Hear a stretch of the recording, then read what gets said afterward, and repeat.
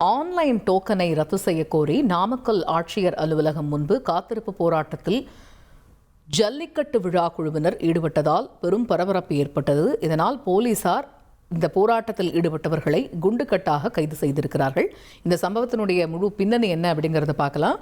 நாமக்கல் மாவட்டம் சாலைப்பாளையத்தில் வர இருக்கக்கூடிய 27ஆம் தேதி ஜல்லிக்கட்டு போட்டிகள் நடைபெறுவதாக இருக்கிறது.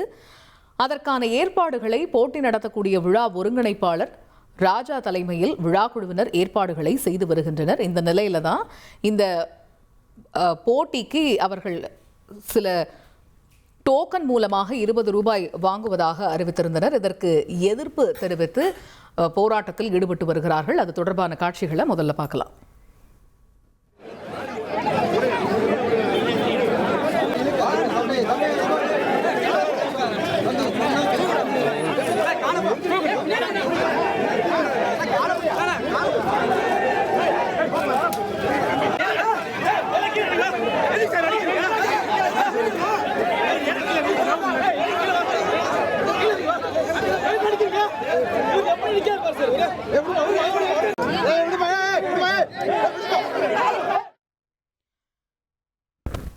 இப்போ இந்த நடைபெற இருக்கக்கூடிய இந்த ஜல்லிக்கட்டு போட்டியில் பங்கேற்பதற்காக ஆன்லைன் முறையில் 20 ரூபாய் கட்டணம் செலுத்தி பதிவு செஞ்சுக்கலாம் அப்படின்னு இந்த மாவட்ட நிர்வாகம் தரப்பில் உத்தரவு பிறப்பிக்கப்பட்டிருக்கு.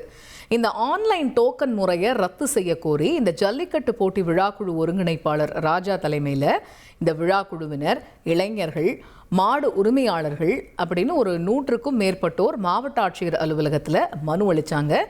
இதனை அடுத்து மாவட்ட ஆட்சியர் அலுவலகம் முன்பு தடையை மீறி காத்திருப்பு போராட்டத்திலையும் ஈடுபட்டாங்க. அவங்க கிட்ட போலீசார் நடத்திய பேச்சுவார்த்தையில் உடன்பாடு ஏற்படாததால போராட்டத்தில் ஈடுபட்ட எல்லாரையுமே குண்டுக்கட்டா தூக்கி செஞ்சு கைது செய்து தனியார் மண்டபத்தில் தங்க வச்சிருக்கிறாங்க. மாவட்ட ஆட்சியர் அலுவலகத்துக்கு முன்னாடி ஆன்லைன் டோக்கன் முறையை ரத்து செய்ய கோரி இப்படி ஜல்லிக்கட்டு விழா குழுவினர் தடையை மீறி போராட்டத்தில் ஈடுபட்டது அந்த பகுதியில் பெரும் பரபரப்பை ஏற்படுத்தியது. இனி செல்லும் இடமெல்லாம் செய்தி. தந்தி டிவியின் வாட்ஸ்அப் சேனலை ஃபாலோ பண்ணினா செல்ல இருக்கும் இடமெல்லாம் செய்தி. இதோ QR கோட் இப்பவே ஸ்கேன் பண்ணுங்க, ஃபாலோ பண்ணுங்க.